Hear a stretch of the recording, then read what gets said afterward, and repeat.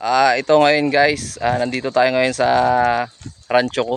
Bali, yung mga baka ko pinakawalan ko na kasi mahal ng tali. Ayan sila. Ayan, ayan.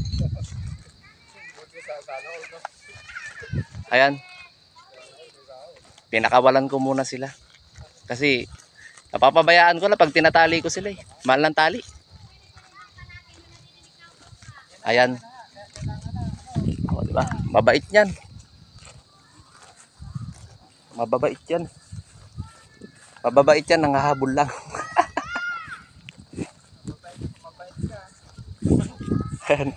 Muntik na ako sunggaban. Ayan. Dito pa yung isang malaki. Bali na. Pabayaan ko na rin tong isang malaki. Ayan. Parang sisipahin nga ako.